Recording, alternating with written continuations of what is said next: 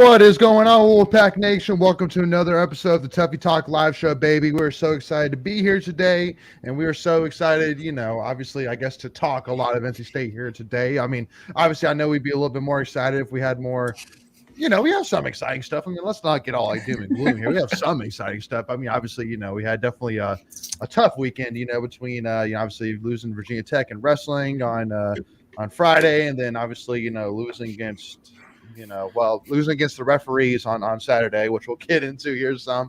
But definitely we'll be talking all things here and stay here today. So make sure, if you've been with us for, the drill, leave your comments, leave your questions, leave your thoughts in the comments, and we will get to all of them here as soon as possible. Join on the conversation as much as you can, and we will love it here, and we can't wait to do it. So let's kind of give a vibe check. Macon, how's things going for you, brother? It's going okay. I had so I was at a wedding this past weekend, so I did not get to watch the game live. So nice. I have rewatched the basketball game in the highlights. I mean, and so I'm the takeaway for me is you mentioned already the free throws. State, not too much detail, but like State, when you're shooting, you literally shot better from field goal percentage overall, 3-point percentage, you're shooting better. You outperform them in assists, steals, and blocks. Mm-hmm. And the only two categories really that I can tell from like a performance standpoint where they outplayed you was free throws, not even percentage, but just quantity, and rebounding. I mean, they out-rebounded us. But not by a lot. I mean, it was like it wasn't like a blowout. It was just a little bit difference. And I mean, did I necessarily expect State to go into Carolina and win? No. Did I think that they were the better team? I kind of did. I think when I watched, what I saw was I did see two teams I thought we were pretty evenly matched. Now, not to be totally fair. I just think when you see 39 free throws to 12, there has to be something at least off there a little bit. It can't be like, I can see, it's just the refs just, totally biased. They were getting paid by Carolina. I don't think I can say that, but I also can't say we didn't foul them either.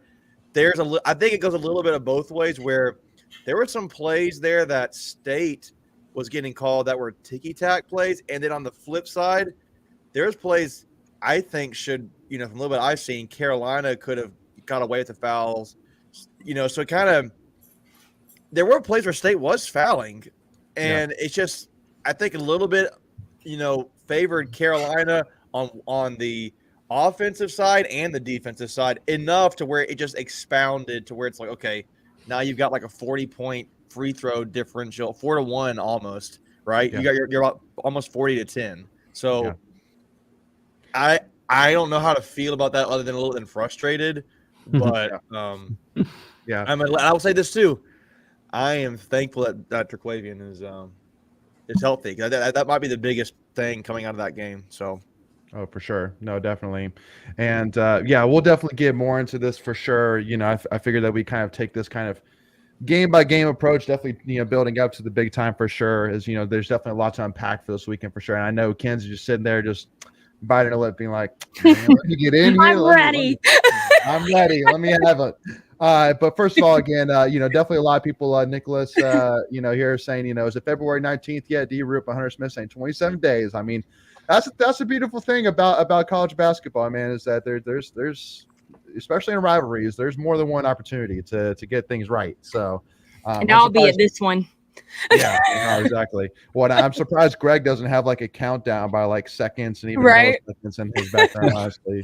So, but so real quick, y'all. So, definitely I think coming out of, obviously there was two big things in terms of from this weekend that, referees felt like that they kind of got their ways into the game. Obviously, first of all, the main one being the flagrant foul, that Big T was involved with. There was definitely a lot of discussions on that on Twitter. And then also, too, for me and Greg, we did the watch party for the NC State number 5 versus number 8 Virginia Tech wrestling on Friday. And there was a call where basically we got called for unsportsmanlike conduct, which got a team point taken away from us. And so, if y'all don't mind, as a former referee, I wanted to kind of give some thoughts of, and like, because I'm telling y'all, I literally did a full breakdown today because I'm telling you, I watched, first of all, James Henderson. Again, we're never one to pitch, going for one fan side versus another. Again, Wolfpacker, Pack Pride, Inside Pack Sports, we support them all evenly. But when, somebody like James Henderson puts out something for free and something as in-depth as he did, and I mean, pretty straightforward as it did. We're gonna push that out there. But Pack Pride or Wolfpack wants to do the same thing, we'll 100% push it. But I want to make that very clear. We're not necessarily like pushing for Inside Pack Sports, but it just happened to be. But yeah, like after I saw that, I literally just did an in-depth review. As being a former, hockey referee for 9 years, I was like, let me just get my thoughts on it too. Let me dig into the rule book here. So let's first of all start off with the first thing that happened on Friday night. So with NC State wrestling, so I'll show the clip here. So this is just a little bit of background. So this is Matt Singleton. This is halfway through the match. So again, it's a pretty even match until this point. So it's number 32, Matt Singleton for NC State, going against number 20, Connor Brady for Virginia Tech. So what you'll see here, this is an overtime. Matt Singleton gets around, gets the takedown to get the win, and then he takes his headgear off and he throws it, right? Well, so after that play, or after that incident, the referees come over and take away a team point due to unsportsmanlike conduct, right? So first of all, go ahead. Well, I looked at this multiple times. To me, that was a toss. So, like, if it's underhand, to me, that's a toss. If you go overhand, that's a throw. Yep. So for me, like, I know, right? As silly as it sounds. Can you play it, Layton? Yeah, here. And watch, he literally tosses it to the bench. He's not like chucking it into the crowd. And look at his reaction. He's very calm when he does it. He's not like over exuberant. He just throws it at the bench. Is like, here you go, boys. Like, that's for you. When I was watching it, I thought they called unsportsmanlike when he like got up and like pushed him back down as he was getting up. I was like, I thought that's what they called it on, but yeah. No, I didn't actually see that happen. I didn't watch that match. That to me looks like it's. Well, it doesn't come across to me like he's being rude, but whatever. What's the rule say, Layton? Yeah. Layton got the rule book out. Here's the rules. That's funny. I'm telling you, I do the same thing. I'm telling you, just wait for it. So for wrestling, all right. So section 2, unsportsmanlike conduct. All right. So under Article 1, it says unsportsmanlike conduct can occur before, during, or after a match. It may include, but is not limited to, such an act such as swearing, aggressively throwing ear protection, regardless of anger or excitement. So immediately you think of, okay, well, what is aggressively, right? And did you get Webster's out for aggressive? Yeah. Well, yeah. So, he pulls up right? Merriam-Webster. Funny you say that. So so let me talk a little bit here.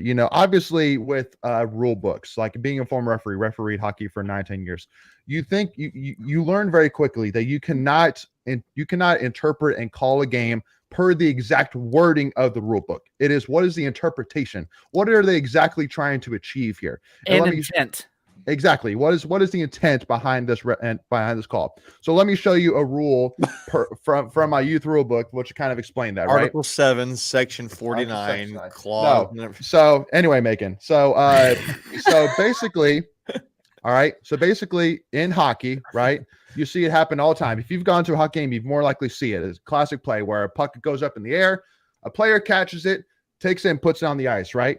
Well, per the rule book, it says that a stoppage shall occur whenever a player closes their hand on the puck and does not immediately drop the puck on the ice. So does that necessarily mean that basically from the moment that you catch the puck, you can't even move your hand? You just basically have to open back your hand and let it drop? Like, no, that's not the intent of the rule. The intent is basically you just cannot like juke with the puck in your hand and skate a couple times and then drop the puck down, right? So basically that's the point here, is that with this wording of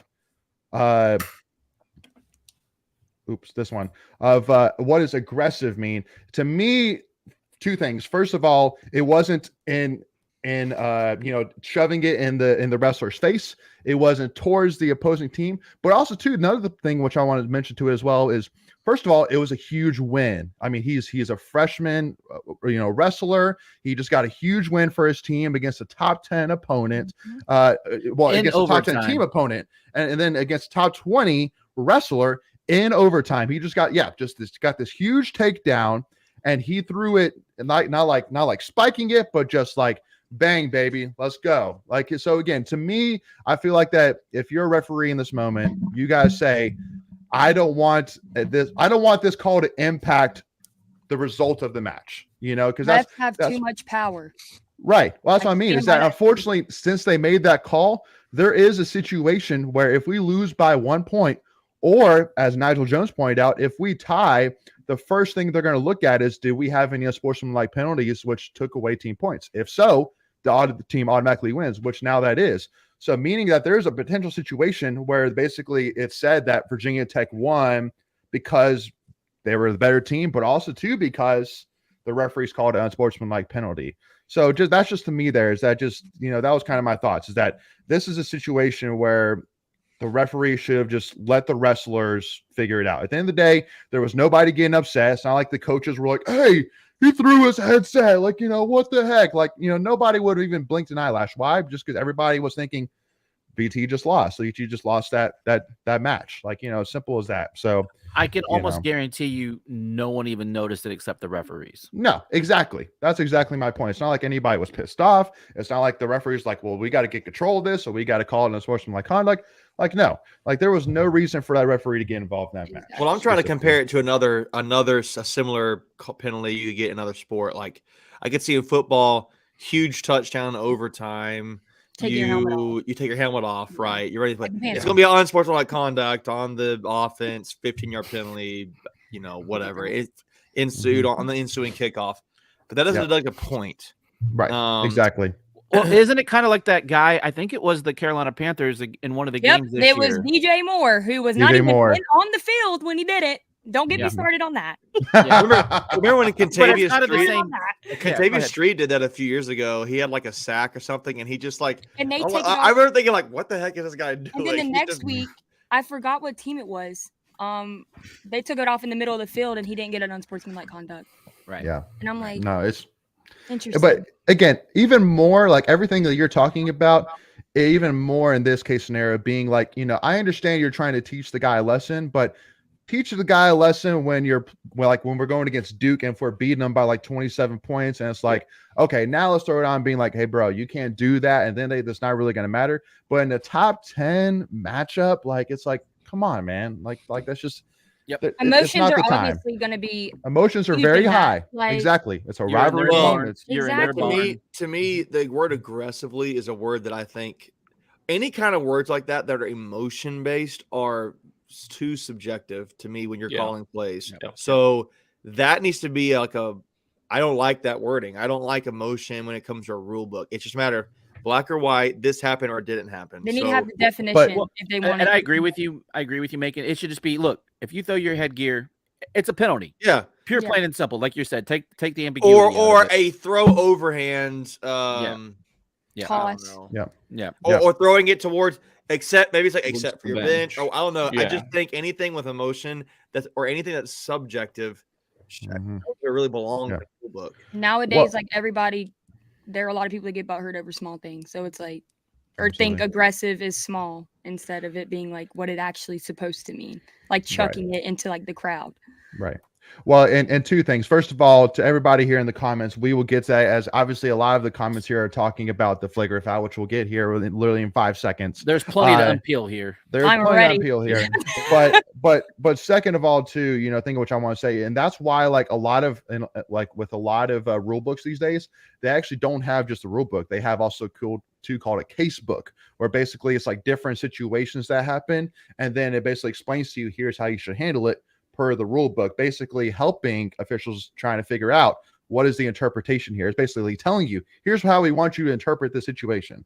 So just like you said, Megan, kind of takes away the ambiguity, in rules. Yeah. Well, subjectivity versus objectivity. I mean, exactly. You want to be able to black and white when you're calling plays. So to me, and it's a little apples to oranges comparison, but there you can see where I'm coming from when I use this analogy.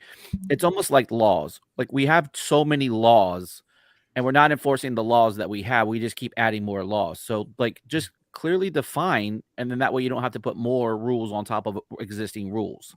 Right. And so I'm all for going back to re-examine things. Things change, and make reevaluations. But again, make it black and white. Like Macon said, take the subjectivity out of the equation. Black and white. Make it black and white. You can't argue that. Yeah, absolutely.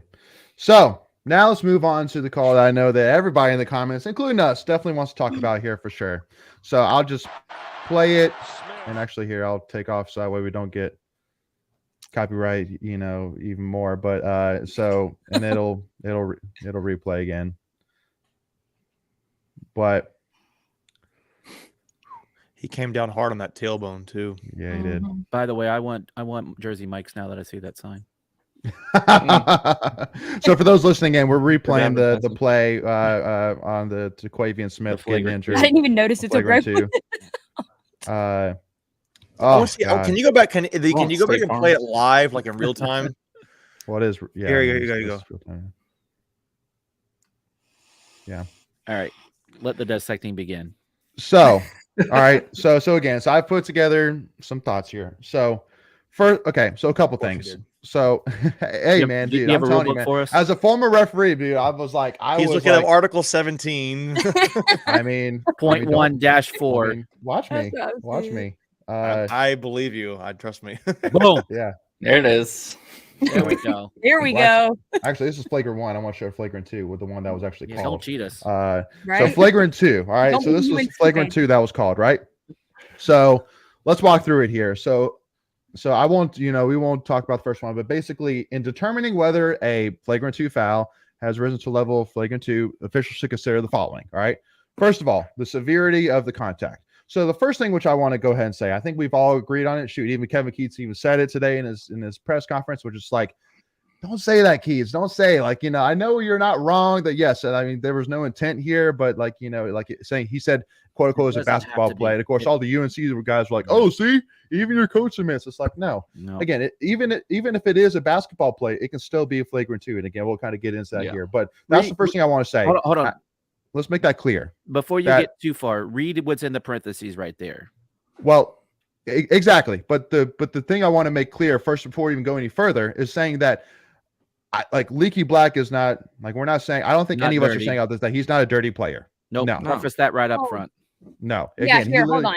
He literally asked for, and again, Ken's I'm going to read what Leaky messaged me after the game. It's funny because he knew that I was going to go off on him if he didn't message me after the game.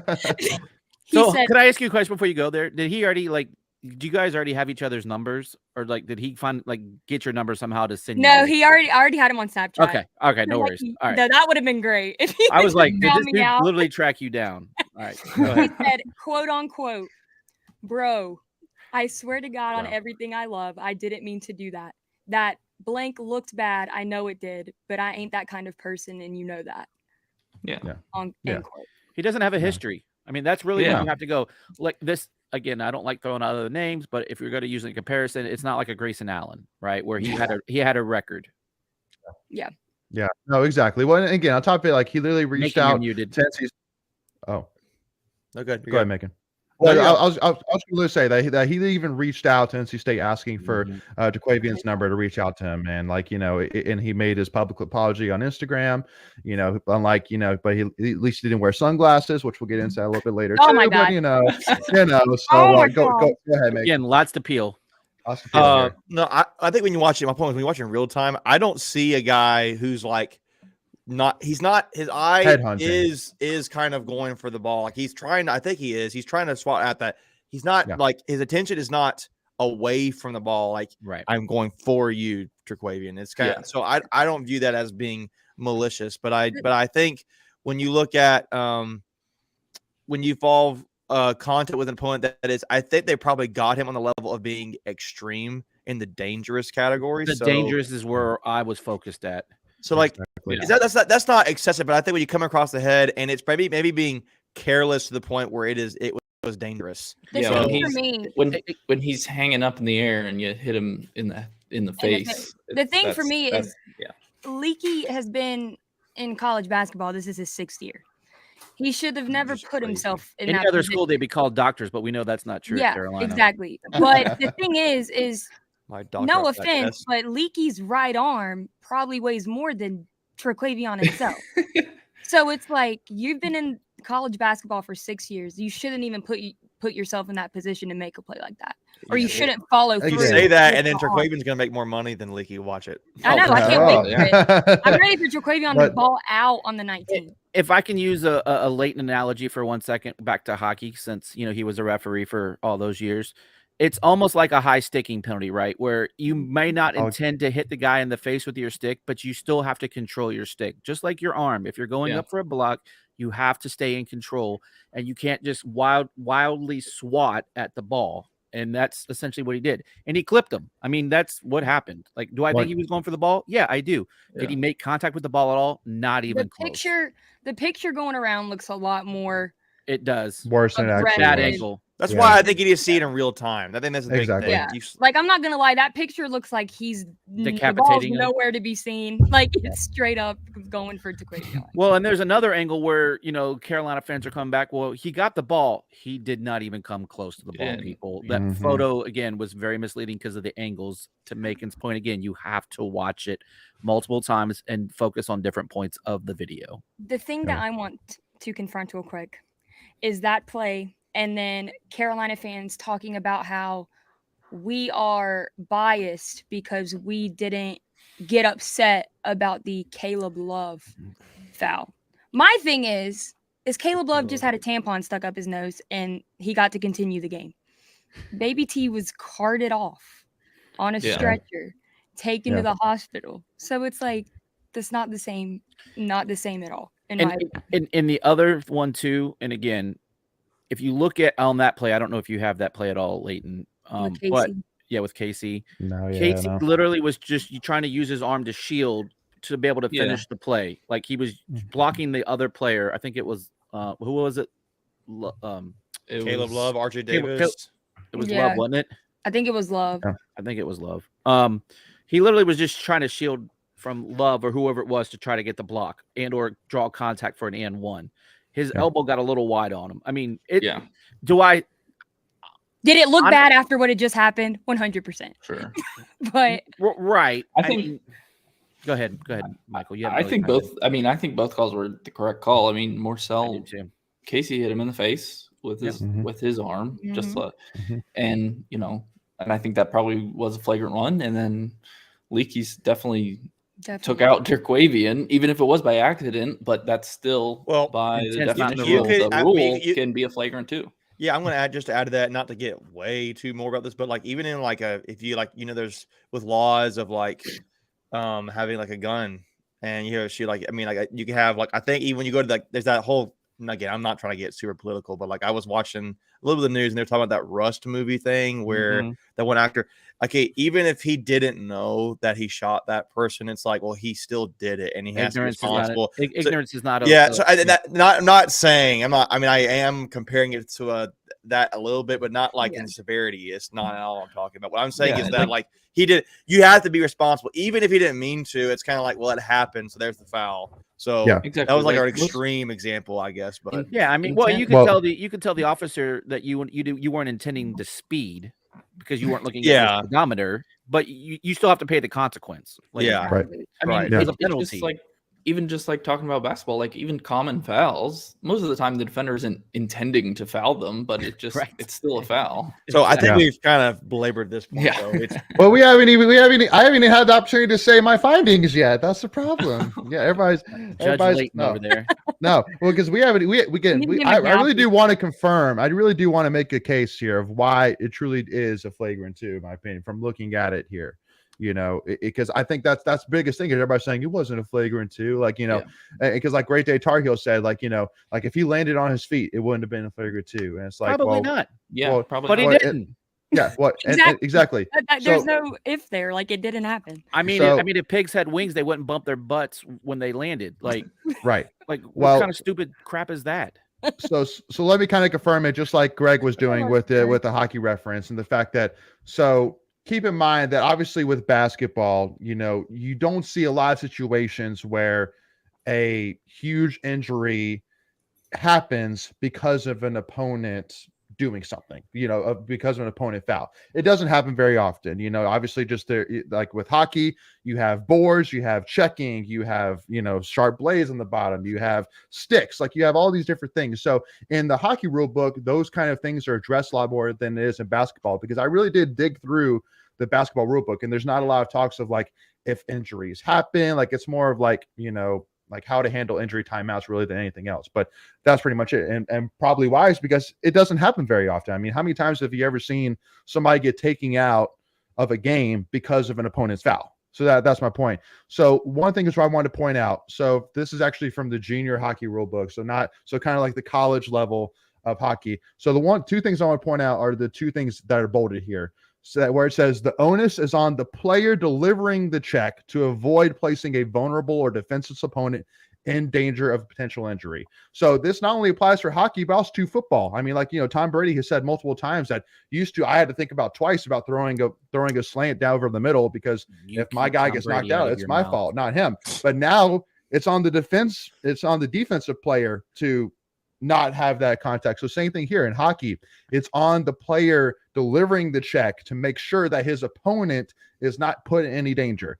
Same thing here in basketball. I truly do feel, and to point out here, in section B, it says a major penalty plus a game misconduct shall be assessed to any player who recklessly endangers an opponent as a result of checking from behind. So basically meaning that it is 100% involved in terms of if an injury happens or not. And that does go into your decision on if it should be a more major penalty or a more minor penalty.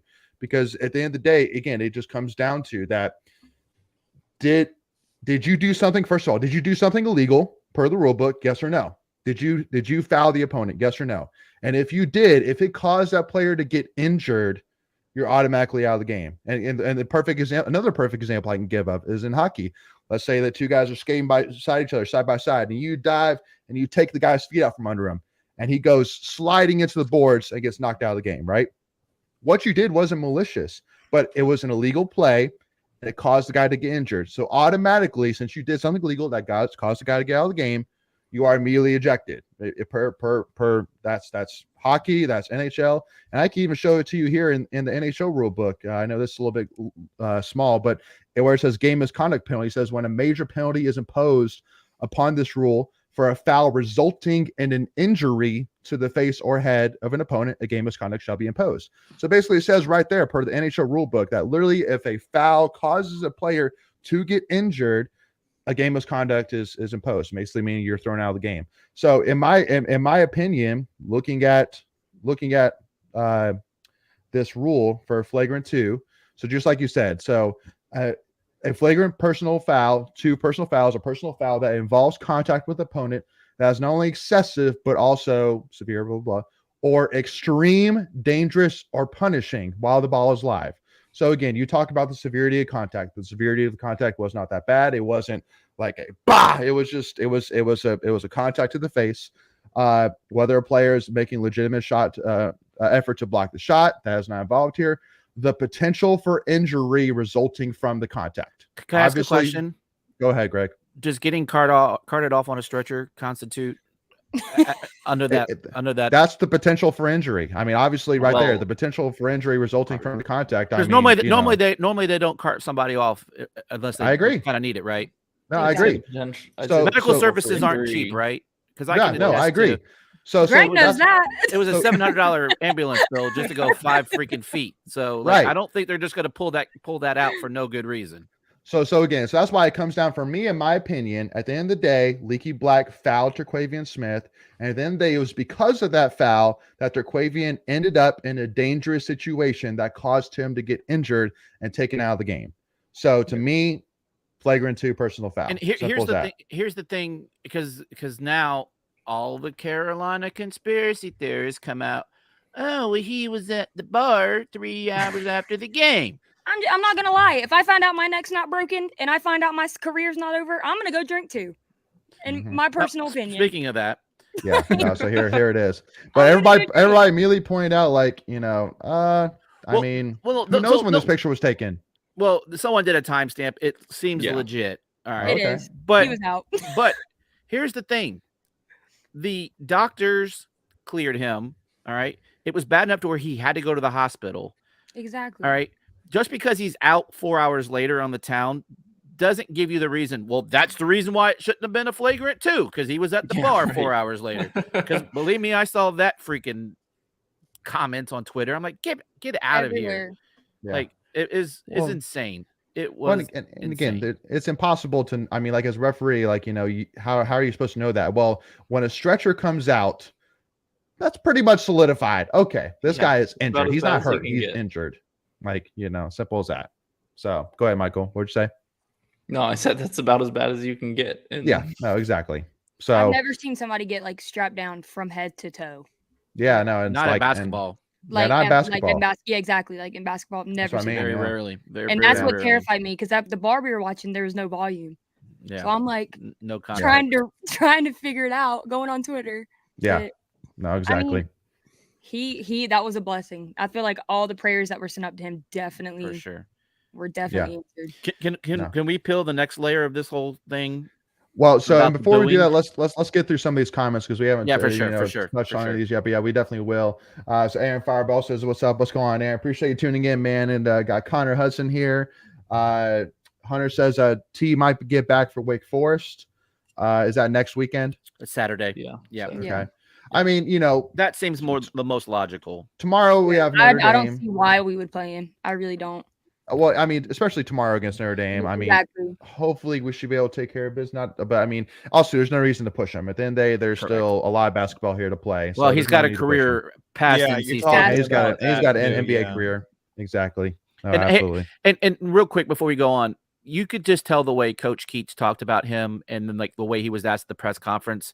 It was bigger than NC State. It was like, look, 100%. Like, and like, it wasn't even because he has an NBA career. He literally said that all of those kids are his kids, and that parents have entrusted them with him to make sure that, he's looking out for their best interest. So NBA be darned. He's going to do right by the kid, regardless of their status. I think it hit with Traquavion more just because like all he's done for this school. Yeah, for sure. Like he really like loves NC State, and like that's how you want every athlete that goes to NC State to be. Like you want them to show their love and passion for what they wear across their chest. And Traquavion is one that, I mean, he's probably the biggest one I've seen in a while. Yeah. So absolutely. Amen to that. Yeah. And Hunter Smith here says as well that Saturday we thought his career was over in Raleigh. And I mean, whether it was the rumors of him having broken wrists, which means he's more likely out for the season, or, he got carried on a stretcher, what if he really does have a neck injury or a back injury, then his, career could be done. Like, I mean, it was scary. So, and that's why, I think a lot of State fans, including us, obviously, when, the fans did not boo while T was actually getting carted off, but it was the fact that they booed during the foul shots themselves, where it's like, listen, y'all, it was more the boo when they announced that it was he got ejected. Yeah, that he got ejected. That's what they were really booing. And then they just continued the booing. And I'm okay with them booing the foul shots, because like, it doesn't matter the situation. You're going to boo the foul shots. It's the fact that when they announced that Leaky was thrown out of the game, you could tell that they were like, this is BS. This BS, correct. And I'm like, it's really not. How many fouls, how many free throws did they get during the game? Exactly. We'll definitely talk that. Yeah. Oh my gosh. No. So let me breeze through these. I got stats. I'm ready. I have my stress ball right here. So let me breeze through these comments, and then we'll get back to it. Hunter said we fouled, but they hacked our guards the entire first half. Absolutely. Droop said it is easier to out rebound someone when you can be more aggressive. Absolutely. That's a great point. Rusty asked the question. Debbie used to address the officiating with ACC. Do you folks think this still happens? Yes. It's yes, just different. no, It's just different style. Maybe it's not as Debbie. I think Debbie's savage. Debbie Yow's a savage. Private, and I would say I don't mean it in this way, but I think he's sometimes a little bit more professional. Or girl, like he's like, okay, I want to keep it internal. I'm going to deal with it my own end of things. Debbie Yow was more of a fan favorite kind of AD. She was fiery. She was I fiery. think Debbie still calls him. Like, I think she's still confronting about it. Like, if I'm I wouldn't be surprised. Yeah, I think she's working behind the scenes now. I also don't think though that she was posting on Twitter like she did when she was the actual AD. Not She's as opened much. up Oh a no, little that's Not not like what I'm this. talking Yeah, about. Not like Not this. as much. She would Yeah. occasionally. Excuse me. She would engage Occasionally, and yeah. But Queen. I think the point of that is she was accessible, and I don't. Yeah, People don't sure. feel that Boo is as accessible. Yeah, whether And, right there's- or wrong. and to be Agreed. clear, there's nothing wrong with that. It's just Correct. a professional approach to your job in that regard. So Yeah. And I would also make the argument it's not really as common for an AD to be as available as Debbie Out was too. I mean, she was pretty open for the most part. Plus, Debbie but, Out, she has like a passion part to it too. Well, I think This I is feel fair. like I would agree with the passion part, and that her roots run deep at state. Right? that's what I'm So, saying. Like, yeah, so absolutely. she's like who we are. Like, she's Mhm. been a state Yeah. fan her whole life, so she understands it. she gets Yeah. us. Yeah, Yeah, no, for sure. she gets us. 100%. So Rusty also says we get a bad rap from other fans, but I still firmly believe NC State is consistently on the wrong end of lopsided officiating. No. So frustrating. You're just No, never. I don't know what mean, you're it's talking not- about, Rusty. in it's what so- sport? Which one are we talking about? It's Yeah. so funny because it becomes a running joke. Like, how many times have you heard TA was in? Like there's a reason. Like these things aren't made up. Like Yeah. No. And then D-Roop also too says, especially sport you want to see grow more, you have to let that slide. Talking about the Virginia Tech unsportsmanlike conduct. You're trying to grow the sport. There's you want a team to beat this other team. Simple as that. Like, you don't want it to be because anyway of officiating. Simple let as it be that. I decided agree. on the mats. Exactly.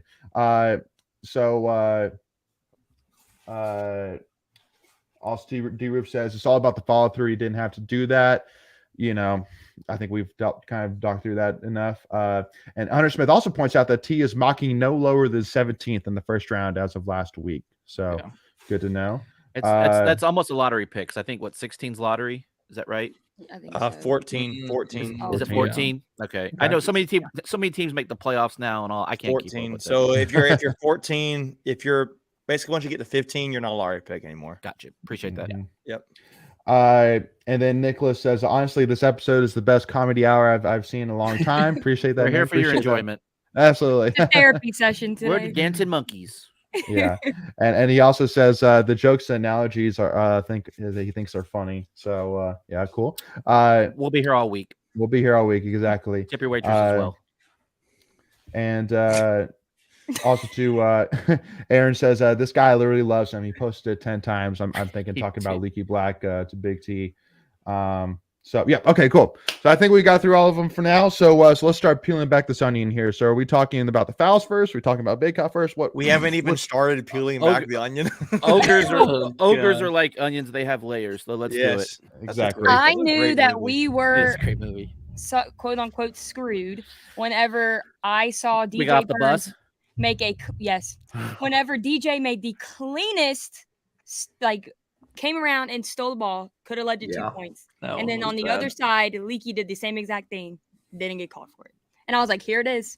And I was at the bar and everybody was like, what? I was like, it's gonna happen. Starting. They're gonna have at least 20 more free throws than we do after this. I know we already put it out there, but if you haven't, go check out IPS. And then there was another Twitter. I don't know if they were taking IPS's video breakdowns and just reposting them on Twitter. I don't know if it was the same the videos. thread. Yeah, that thread. Yeah. Thread was really good. I don't know if those were the same videos that IPS dropped or not. I couldn't May check it not at have. work. Yeah. But I mean, I was go ahead. No, I was just saying go check those out. Really great breakdowns on all of that. It's just funny that UNC fans think that they earned that win. All right, so we talking Yeah. free throw. What are we talking now? They Where didn't. are we going with this? Because I'm ready for. I got making stats. what layer are we talking here first, man? I want to tear Well, up on Monday. I think you start with what everybody's talking about, and I think it's fair to talk about. We've talked about Turkwavian. I think now you talk about free throws. Okay, can Yeah. I throw mine out there because I've got some good numbers Go that for you it, guys Greg. can talk about it. All right. Go for it. So, based on play, UNC does typically have more free throws than their opponent. Like just throughout the season, that's a known fact. Take and assume whatever you want with that. More Especially at home. aggressive. Yeah, especially at home. But on average, State takes 19 free throws a game. We took 12. That's a negative 39% drop off in the number of free throws that we take in a game. UNC took 39. They typically average 22. That's a plus 44% increase in their game free throws. Yep. All right. So that's the first one I'll throw out. And then just with ACC stat, All right. Love had attempted 22 free throws in 8 games. He had 10 against us on Saturday. RJ Davis had done 33 free throw attempts in 8 games. He had 14 against us. He literally had more than our entire team. Correct. Yeah. Correct. That's crazy. Is that a tweet? I just You need to post did that. research. You need to post that. Yeah, RJ That's- Greg Davis. has it in his notes. He was ready. That's good. That's good stuff. Yeah. And then the last one, Jaquavion Smith, 43 free throw attempts through 8 games. He had 1 before his injury at basically the 10-minute mark of the second half. So he's He got hacked the averaging whole just a night. little over 5 free throw attempts a game. Yeah. But he got exactly. hacked the whole night. The whole night. So Carolina They all fans, did. hold on. Carolina fans, suck it.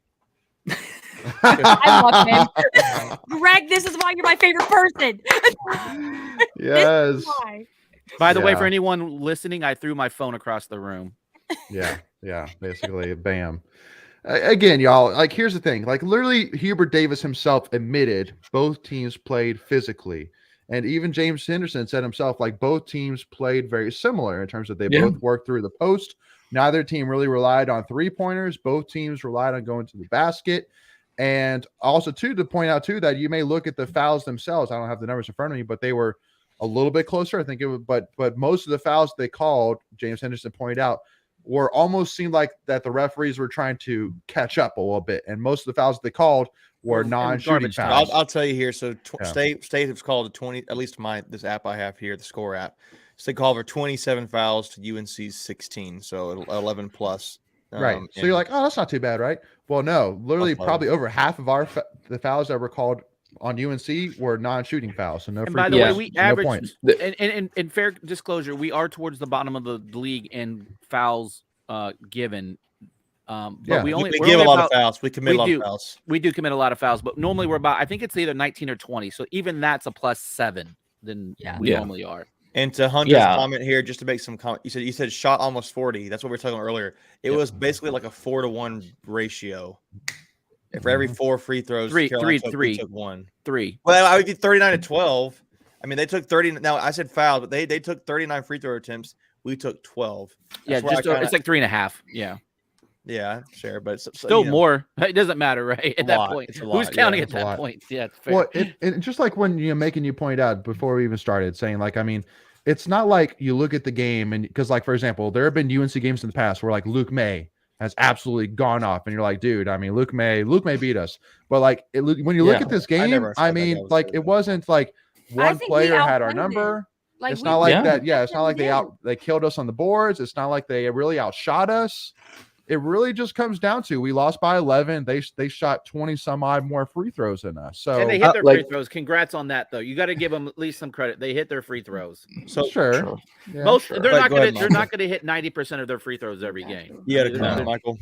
And the difference, it was 27 differential. Like even Yeah. if that was 15, Mhm. we win the game. Like even if it, which still would have been very uneven with them taking 15 more free throws. Yeah. But if it was half of that, we win the game. And that's So- what's so frustrating is the fact that like we really did go into their house and outplay them. Yeah. Even when T got out. Like we Yeah. really did outplay them, but it We played was hard. once again the ACC refs have too much power. Mm-hmm. Yeah, And- when you say free rebounds, though, I look at this. They do have a large number of rebounds compared to us. So they had Sure. 39 to our 25. And But that's also and I think that was one of the comments that was in here. Like you can't be can't aggressive rebound going a free after. throw. what? Say that again? Exactly. Say that again? You can't rebound a free throw. That's true too. When they make it right. But But Greg was pointing out that you can't be aggressive on defense or rebounding when you're playing with 4 fouls, which late in the game, 3 of our players on the floor had 4 fouls. I thought we were going to have to put in Chase Graham or somebody at one I point. mean, Look, rationally. As crazy Yeah. as this sounds, and I'll get some heat for it. I thought DJ Burns outplayed Baycott. He man. did. And, like I'm telling you. Well, they switched Nance on him late in They the second did. half. they did. Gosh. I mean, I don't think that's that far fetched. so there, Greg. DJ Burns. Best So let's big compare. man in Let's the talk this out. ACC. So I stand by- think I personally find that hard to say that he outplayed that, but I think He it's played as because- good. yeah, and probably why you want to say this because Carolina needs Baycott to be good. I mean, Correct. State needs Burns to be good, but Baycott had like, what do you have? 20. had He had 20 and 23 and 18. I mean, Yeah. that's pretty dominant, guys. He had 34 minutes, but Burns had 18 points in 25 minutes with 3 rebounds. So the rebounds is what the rebounds is the difference. Without free throws, they both scored 16. Yeah, I think it was a pretty evenly good matchup. I think it was really fun to watch. And you're right that you could tell Carolina would try to double down on DJ Burns. You could see State try to double down on Baycott. I mean, there is one play I know. I think towards the beginning of the game, Ross comes down to double up on Baycott. Baycott then kicks it over to RJ Davis, and then he kicks it back over to Nance, who's a 3. But State, both teams run through their centers right now offensively, and that's when they're at their best. And I thought it wasn't that. I don't think Baycott just got the best of DJ. It wasn't like this thing where it's like, oh yeah, DJ's been playing good. You wait till Mardo Baycott gets a hold of him. It's like, nah, it was pretty. I mean, it's still pretty amazing how he can shoot the ball. And I mean, Baycott had some nice shots too. I didn't think it was like night and day difference. I was like, correct. These are two really, DJ held his own. This might be the 2 best centers in the ACC. Yeah, 100%. Right now, but I mean, you can tell that Armando Baycott is being outplayed whenever he has to whine to the ref over a clean. I mean, play. yeah. I mean, I think a guy. Yeah, I think 5 times actually, to be exact. I think a guy that I continually am impressed with is I don't think Casey Morcell gets enough credit. And I know he scored 12 points, but he shot a few of the guys shot 50% from 3. I think that's right. I'm gonna look here. Yeah, he shot Casey Morcell shot 60%, so he was 3 for 5.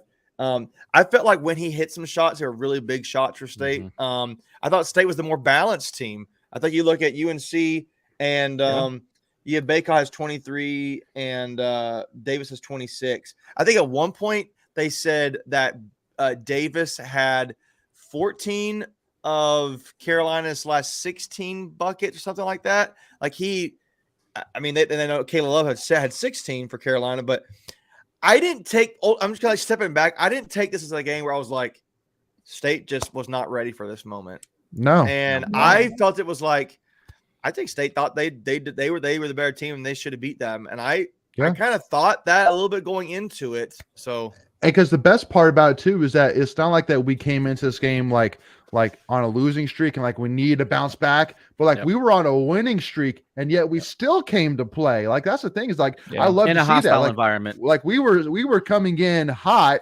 and answered the bell hot, like, in a hostile environment against your opponent where, and that hasn't happened in a long time. Right. Again, I mean, like, you like a lot of State fans might, have expected like, oh, we came in hot. Well, you play UNC, so you come in thinking you're all bad and you get stomped. I mean, you played a really good game for a team that's not your rival. So I thought that, and who was number 1 in the country. Oh wait, preseason. Sorry, preseason right. Number 1 in the country. God forbid the ACC protect their preseason number 1. Yeah, exactly. But hey, we get them on February 19th. It can't get here sooner. And I had this too. I think the reffing is going to be different because now you're in Raleigh and you have the pressure of the fan. I think you're going to see a more evenly called game. If it's not, I'm getting kicked out. I'm sorry. I think you're going to see that. So I want to apologize in advance to everybody. Only time will tell, though, right? Only time will tell. Yeah. But again, to credit, I think State did foul, but I think there was a little bit of balance of. It seemed to be pro UNC lean as far as when State was on the offensive end, it was we're going to call some fouls. And when State was on the defensive end, it was like, I don't know, it was or not. State was not getting the calls on offense, and they were getting called a lot more on defense. So it wasn't called the same way. Yes, correct. Yeah, no, it was called tight on us and loose on them. So, and again, that's why I'm saying if you haven't checked out the video by Inside Pack Sports or the thread from Wolfpack Red or whoever it was, make sure to check that out. I guess the last thing I will say, if you give them 5 more fouls and you take away 5 more fouls of ours, I think we win that game. Like, Yeah. especially for the 100%. timing of the fouls, right? If we get some foul shots in there on some of those drives, It's coming down to a buzzer beater. Let's put it that way. It's a 2-point I think game. it's a 1%, one or 2 possession game. I agreed. Yep. Yeah. So Absolutely. So let's talk about some women basketball. And again, got to give a hats off too. I mean, even after Big T went down, I mean, that could have been a soul crusher for the team. They Been like, fought. well, we're screwed. Like, we just lost Big T. Like, he's out. Like, I'm worried about him. But they fought. I mean, like, it was never over until really the end. About It really 3-4 wasn't. minutes So, left. so Yeah. One other funny thing was after he went out, UNC went on a 4-minute like field goal drought and extended their lead from like 6 or 8 points to like 12 or 13 points without making a field goal. Yeah. Wow. That's sad. Facts. So I want to point out a couple comments. Aaron said the first play DJ blocked Baycott and it was clean, and Baycott turned to the ref and yelled at him for the foul. He said, "What?" Also, too, D Roop also says also when Baycott took the ball away from DJ and he fouled he fouled the hell out of him. And then Hunter Smith points out how they made 36 out of 39. Nick says, how do you guys think the fouls would have been called if we were at home? Well, I think we'd kind of We'll address find that. out in 27 days. We'll find out. I mean, especially now, because now you have something to compare it against. The ACC knows that all eyes are going to be on the refs for that game. They're going to be zoomed in on every call. They're going to send out Jamie Lucky and Teddy Valentine, bro. And I thought those there's too. I think Joe Giglio had a comment where he was saying during his shot of Joe, he was like, I think it's best interest for the game if Keats and Hubert Davis get their teams together and say, we're going to play back. I don't know if I would be kind of a little too much, but I was like, basically it's like, this is not like we're going to go out and just get into a huge fight kind of thing about this. I want to play some basketball. I think it's going to be chippy. Square. Oh, I think it'll be chippy. That's what happens in rivalry games. I don't want it to be like this big brawl. Like, okay, look, Leaky Black's gone his way to try to do it right and fix it. I think the Baycott thing's a little different. I think Armando Baycott's going to have a living hell when he walks into PNC. Again, a little bit different. Baycott should count himself lucky that Big T turned out to be really want to see 100%. a big head, maybe 2 or 3 big heads of Baycock wearing those sunglasses, and he has to shoot into that. Like, I think we need to make that happen. One. Yeah. And that's another thing too, because when we went to the Miami game, that's one thing I noticed that I missed. I'm like, whatever happened to like the placard things, like the the thing of a brick, or like like a bean face. They stopped doing it. They stopped doing it at the beginning of the season because not a lot. They would have to bring them all out, and not a lot of fans came for there. But then they realized, I don't think they realized that many people were going to come for the Miami game yet. Yeah. Right, so I bet from here on out, it'll be a lot. Yeah, I know it needs to be. You want to take 2 seconds to talk about Baycock in the locker room? I mean, it was unnecessary. Moving on. All right, cool. It was bad timing. Bad timing. Especially with not knowing. Correct. What was happening? I think we can all agree we didn't have a problem with him poking fun. It was the time and place. Yeah. Because my thing is, if you're going to send out prayers, end it there. Don't be like, oh, but I had to poke fun at him. Yeah. Agreed. That defeats the whole purpose of you saying I'm praying so hard for. Well, and the more powerful thing too was I think it was a Duke Twitter account that basically tweeted like his comment and put a picture of Baycott wearing sunglasses and then a picture of Derquavian on the stretcher, and it's like, come on, man, that's not good. I can't stand that man. I really can't. It's bad. So Aaron also says one stat that was crazy was that we didn't make a single 3 in the second half. Wow. Interesting stat there. I didn't catch that one. D-Roop 75 says 3 times has a team shot more than 30 free throws versus State with a foul differential more than 10 in the Kevin Keach era at State. All 3 have been versus UNC. Yep, I saw that one. Crazy. I saw that one too. Which is not a coincidence. Yeah. And Aaron says DJ is better with some sunglass emoji face. So I like that. Yes. I like it. And then Aaron says DJ and Baycott are top 2 and DJ isn't 2. I love that. And also too, Aaron also points out about Ernest Ross played good for his short minutes in a big game, and 100% agree with that for sure. I mean, he dropped a 3. And I'll tell you, he made 2 games in a row. Was that Ernest? So let me ask you all that real quick. His new hairstyle, he doesn't know how to He act. should never be taking that shot. He shouldn't be. Is there one player like as of right now that you guys would point out as kind of the surprise player of the year? Because I could think of a couple. I mean, I think I LJ got my Thomas answer. needs more love. I got my answer. One of the best defenders I've seen in a long time. So the really easy- making that easy? Oh, 100%. Well, surprise player of the year. It's different definitions, but so for me, it's Casey. I have one. Yeah. Yeah. Yes. Casey. It's I none of mean, the surprise. Did anybody expect after last season Casey to be doing what he's doing this season? So I will say this, and that he was so injured last year on multiple occasions that he never really got into a You didn't rhythm. know what to expect, right? Correct, And all correct. you could go off of what he played at UVA and the little bit. Minimum. He's kind of showing some flashes here early on.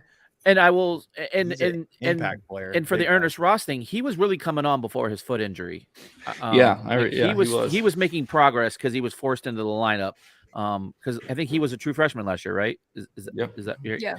Mhm. So it took him a little bit to get up to speed, learn the game, the college pace. But again, I think for both of them, you just didn't know what you were going to get coming in. Right. I think it's Doosan, and he's been out for a while, so we probably don't realize it. But I don't think especially didn't expect him to be a starter. That's a good point. Coming in and to give us what he's given us. He's been very efficient.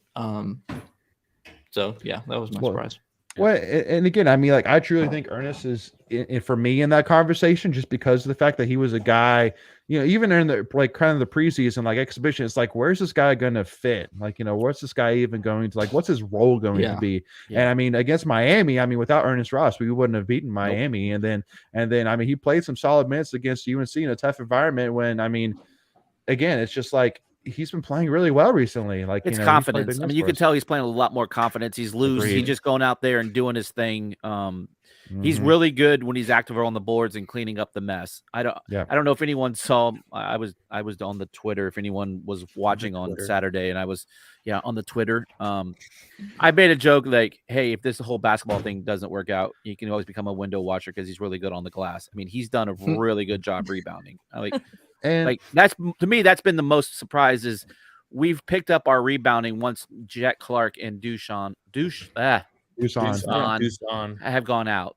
I thought that was where we would drop off, and we've done a really good job of hanging around on the boards. Agreed. And when was the last time that we had when you would say who is the surprise player of the year? We could say multiple people. Not this many. Because I think Jarkel Joyner should also be in that conversation too. Because he's been huge for us. And then also too. Am I crazy for comparing DJ a little bit to Nikola Jokic in terms of a big man that can also pass the ball really well? I mean, dude, DJ throws some crazy passes, man. He throws some crazy passes. They're smooth. He's just a smooth player. Dude, he's crazy, man. Yeah. Golly. I will say this, and it's not the greatest analogy. He reminds me of Shaq, not the power from Shaq, but the finesse. Shaq was a very good, very underrated passer. Very swift for being a big guy. Am I crazy to think DJ Burns reminds me of Michael Jordan? Am I crazy? That is crazy. That is. Crazy. Anybody else? Does anybody see the body style and everything? Yeah. Well, no, because if you remember, Shaq did a really good job of backing in people, and that's one thing that DJ does really well. That's just old school basketball. You don't see big men doing that now. It's all Euro big men where they face up and shoot the ball. No, they can't stop him. He's just he's too big. He's a big boy, smooth. Man. So Hunter Smith also points out that PJ Hall from Clemson is also good. He's probably 3. Yeah, he can shoot though. He can shoot. Yeah. D-Roop says this team has something special about it. They just need a fair shot. I'd 100% agree with you. And get healthy. Got to get healthy. Get healthy too. Michelle says, to be honest, I'm glad that I was working and then decided to not watch the men's game once again. However, they lost this time. Hunter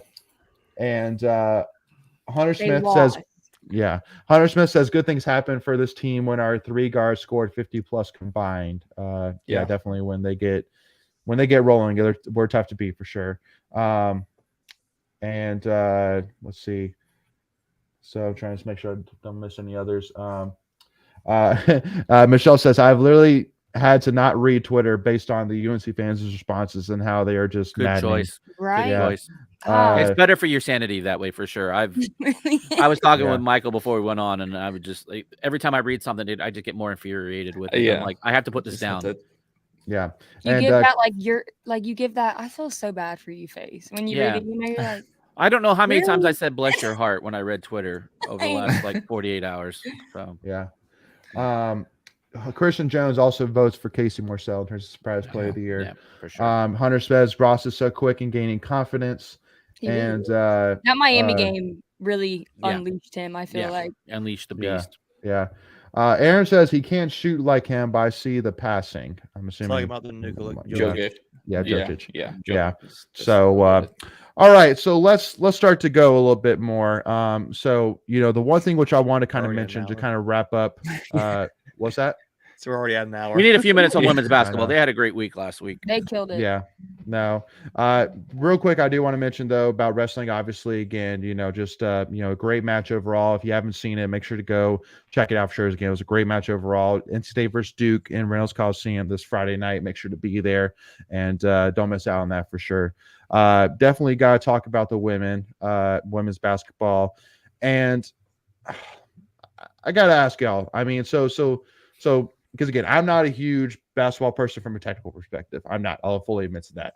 But was it more of Louisville being cold, or was it us being that good defensively, or a mix of both?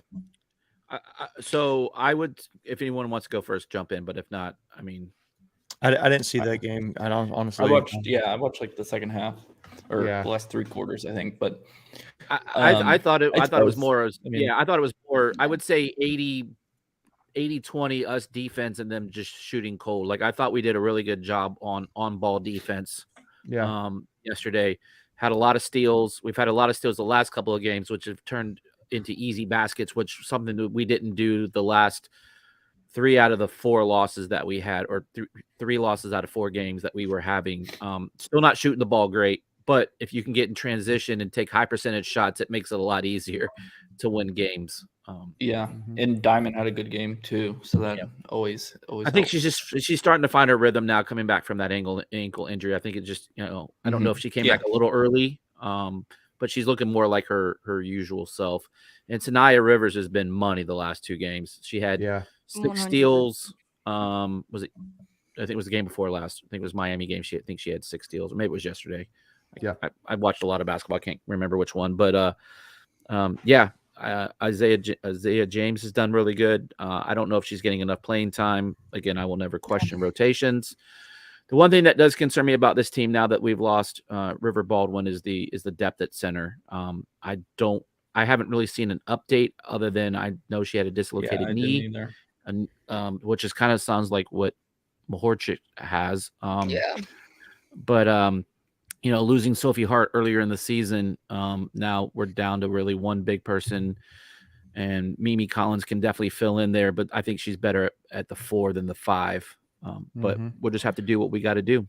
Well, and especially too, it's like looking at especially when we play like Virginia Tech, who they have a center who was up for AC Player of the Year last year. It's like, who's going to stop her right now? I mean, Mimi Collins, and Camille Hobby. I'm looking at them going, like, Camille Hobby, golly, man, that is just. She's a head like, scratcher that's sometimes. Mugga's frustration, more just because I was pretty much her biggest fan of her last couple of years, being like, man, every single time she came in, she was like money if Kanane had to pop out for foul trouble or whatever it may be. But ever since, like, this year, she's just been struggling. The one for me too that's been kind of weird is Jakia Brown Turner. Yes. But crazy thing is, I was looking at her stats today for the show. She's only like 0.4 off of her average from last year, which is really mind-boggling. So, Really? Yeah, I was really surprised at that. Yeah, I think because you weren't expecting her to be the star, right? But I was expecting her to take a step up. I I was maybe another 4 or 5 points from her. That's what I'm saying. Yeah. Because you expected more from her this year than last year. So when Correct. she's just at the same level, it's a little disappointing. But yeah I know. Well, and like, I don't know. She's not always been motivated, it seems. Maybe the effort. I don't know. I'm not there. It's easy to make assumptions looking from afar. But hey, Jada had a great game yesterday. She had 15, having missed the Miami game from her leg injury from the Carolina game. So good to see her. Remember when she almost didn't play basketball this year. Right. Yeah, Imagine no, where no we'd be kidding. without Remember her right that? now. Imagine. Yeah. Couldn't imagine where we'd be right now. So yeah, no, definitely glad to have Jada back and glad to see her doing well. And again, just need Diamond to continue to step up. Like, we just can't afford her to have off nights like she did against UNC. Like, she's got to get rolling, and she's good enough. Like, again, it's all a mind game. Just find your way. Like, you can score so many ways. You can shoot three, you can do phase, you can go to the basket. Like, just find one of those and get the points that we need you to get, Diamond. Like, let's get going. Let's go. We definitely missed the 3-point shooting from Reina and Kai. I mean, we're not shooting it nearly at the percentage that we were last year. Yeah. And that's one thing. Wes has always liked to work inside out. So we just don't have that right now. We don't have the shooters right now for whatever reason. So if you're not going to be able to shoot the ball, you need to find other ways to score, i.e. turn them over, get transition points. So they've done a really good job the last 2 games with those areas.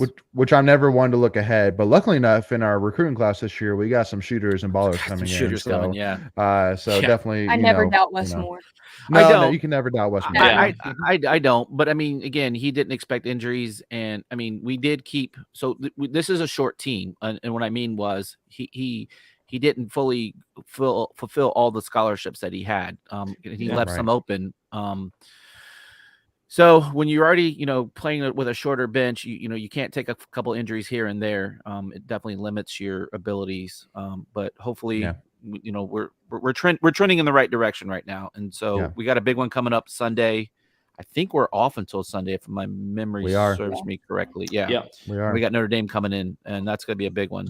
So I feel like that's got to be a huge positive for us, because we all know that Wes Moore, he's the ultimate, get ready guy. He's like the Andy Reid of women's basketball, in my opinion. Like, you give him some time, you give him time, he will make you be pay. a whole different team that comes out. I hope so, for sure. Michelle says Louisville only scored 1 field goal in the fourth quarter, so that's great. 4 points. Agreed with that. Yep. Aaron also points out that Virginia Tech just beat Duke, and he also says, would y'all say that's good or bad for us? Macon? We beat Duke correctly. So we lost. We lost to Duke. Yeah, they beat us by 22. I think it was men's. Are you talking about men's? Men's. I was like, wait, I was at that game. Men's. We won that game. Virginia Tech men's just beat Duke. Correct. Yeah. At Virginia Tech. There's a website that tells you who to pull for in each scenario. Oh, really? There is. That's you awesome. You can enter in your team, and it tells you every game across the country and who you should pull for. I need to find that website. That's I need to know that too. It's Bart. I think in this situation, you would want Virginia Tech to win, or no? You want Duke to win because they were ranked teams. You want them to stay ranked. Virginia Tech's on the way remains that keeps them as a quad 1 win. Correct. And they have a better chance of making the tournament than Tech does at this point. The answer to your question is not good for state, in my opinion. Okay. Only that website would tell us, though. The sip of his Coke. Yeah. Only reason why you would say better is because since we beat Virginia Tech on the road, while Duke would be at home, so you want your road wins look better. But I agree. I'd agree with that though. That Duke is ranked, so you want them to stay ranked. So actually, I don't think they were ranked last week when they did beat Miami though.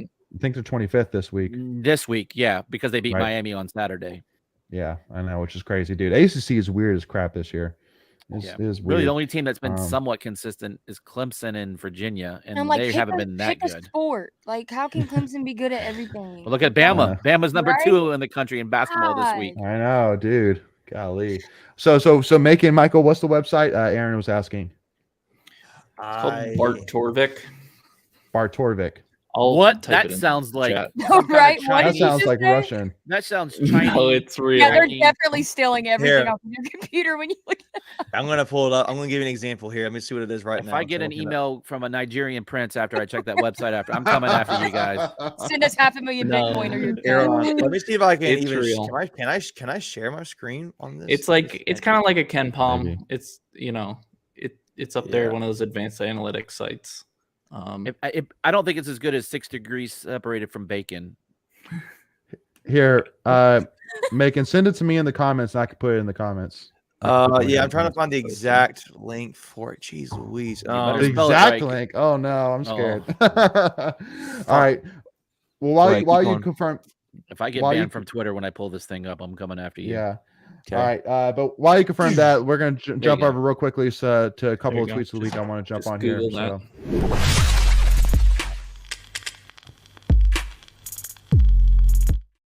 Okay, so we only got a couple here I wanted to touch on here, but this one from Josh Goodson saying the funniest stat of Here the it is. night Ruin this of one. the night.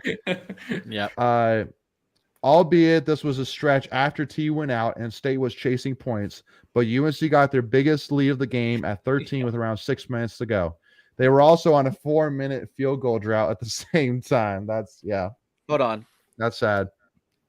They were Greg just threw the hat, and he brought in Another one. okay, another Tuffy He Talk had it hat. ready. I do. This is Yeah. mind numbing. It is. It's At this point, you're kind of like, you know what? I'm used to it. Yeah, And no, that's we're not a State good fans. thing. But it's like, I mean, Mama always said you can't fix stupid, but apparently you can. So. Yeah, no, it's. I mean, that's crazy to think about. So just once again, just to think about it. So literally, UNC got their biggest lead of the game at 13 points with around 6 minutes to go, but they were also on a 4-minute field goal drought at the same time, meaning they literally got their biggest lead from free throws. Like that's mind numbing. So okay. So Bart. So My head I hurts. guess is making put it in the chat. So Bart's Torvik is the website, by the way. Yeah, Call just in Google again. that. I'm trying to Yeah. find the Dark actual Torvik. page on here where it does it. Let me see if I can. I'm Yeah. definitely doing that from someone else's browser and not mine. I love it. I love it. And then lastly, not to necessarily, well, so first of all, if I got to, Ken's pointing this out, so I'll do it for Ken's. But so if you go to the PAX love it. Access Instagram, if anybody's on Instagram, go to PAX Access. There's is a funny. ton of different memes that giving crap to UNC, which are hilarious. Which unfortunately, with me doing this through PowerPoint, I can't put videos on here, but just go check it out. PAX Access on Instagram is hilarious. So enjoy. please do. Uh, Okay, so it basically has yeah. somebody bowing down at the door, giving Just With holding up money. Just holding up $500. money. money. Like, here you go, sir. Here's the door. Yeah. All right. And then the last thing I wanted to point out, not this isn't necessarily like, I'm tooting a horn, but just really proving the point here. We're tweeting the definitely week tweeting. of our own tweet of the week. That is Hey, well, that's again, like Spider-Man pointing at Spider-Man. hey, think about it. I mean, That's again, good. look at this tweet. This tweet literally has 7 teams which are currently playing right now that are currently in the top 21. I mean, no team is ranked lower than 20 on this list. So basically, it's right now that gymnastics is number 20, women's and men's swimming and diving is number 4, They're always women's solid. tennis is number 3, men's tennis is number 21, wrestling is number 5, women's basketball is number 20, and in-state rifle team is number 12. So basically, again, just pointing out, because we haven't even talked about too, like baseball, depending on what Amen. preseason you look at, is number 21 to 25. So it just really proving the point, y'all. Just again, it doesn't take much to support these teams. You can get tickets for stupid cheap, if not free. And again, you get to see a team that's competing in the top of the ACC, if not, one of the top teams in the country. And so again, all this is happening right in your backyard. Why would you not take full advantage of it? And also, too, again, support these men and women that have earned the support of Wolfpack Nation. Simple as that. I mean, they're literally sitting here in the top 21 in the country. They deserve for NC. They deserve for NC State fans to show up. That's pretty much the point of this. So, and again, I mean, women's and men's tennis. They've shot up quickly and they're only going up. So. Also, speaking of tennis, anybody see the Diana Schneider? I guess Schneider. Yeah, Schneider. Mm-hmm. Yeah, she had a nice run at the Australian Open. So she did. Yeah. No, again, hey, we may not even see her yet. Well, no, she's still a student. Oh, that's right. She's a freshman, right? She's a freshman. Yeah, wow. she may not even play here. She may end up going pro. Crazy. She pushed the number 6 player in the world, or number 6 ranked player at the tournament or whatever. Took her to 3 sets. So and doing good things as a freshman. That's crazy. Yeah. and Benjamin points out too that he was looking at the softball roster and there's only 2 seniors on it. I hope that there is some talent this year on that team. Do any one of y'all know anything about this team? So first of all, we'll definitely hear in the next couple of weeks do kind of some talks about men's and women's tennis, do some talks about baseball for sure, and definitely want to do one about softball too, because again, I truly do believe, again, keep in mind that NC State baseball 2 years ago had one of the top 5 5 recruiting classes in the whole country, not the ACC, the whole country.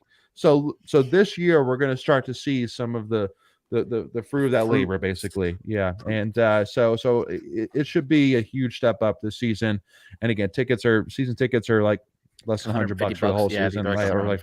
It's super cheap, y'all. Just I'm telling you, it's going to be 100% worth your while, and it'll go a long way for these girls and boys across the board. So so just make sure to stay tuned for that, y'all. Go ahead, Greg. Also, we'll be having it's not season ticket giveaways. We'll have baseball ticket giveaways all throughout the season. I have season tickets and I won't be able to go to all the games, so we'll definitely be giving some of those out throughout the season. So stay tuned for that. Yep. And the last thing I want to say to y'all is that we are less than 150 followers away from 10,000 followers on Twitter, which is crazy to think about. 10. Yeah, I know. 10, baby. 10. The K. I know, right? I know. But again, I mean, first of all, we really want to come at it from a humbleness side, being like, can't thank, everybody enough for the support and help, growing to where we are within only 2 years. It's been unbelievable. So, but anything any of y'all can do to help us get to that goal, would really appreciate it. And, we'll definitely try and see if we can come up with something special to celebrate getting to 10,000 followers too, for sure. And also too, as well, make sure, again, if you haven't already, again, hit that subscribe button, hit that notification bell if you're here with us on YouTube. As again, we got some episodes that are coming out here. First part tomorrow and second part on Thursday. Won't spoil it yet, but it'll be a fun one. So make sure to check that out, y'all. But thank you all so much for tuning in. Really appreciate it. We'll see y'all soon, and hopefully have a big win tomorrow against Notre Dame, and we'll see what happens with Big T. But hey, February 19th, 27 days away. Here we go, baby. Go Pack, y'all. Thank y'all again. It's on like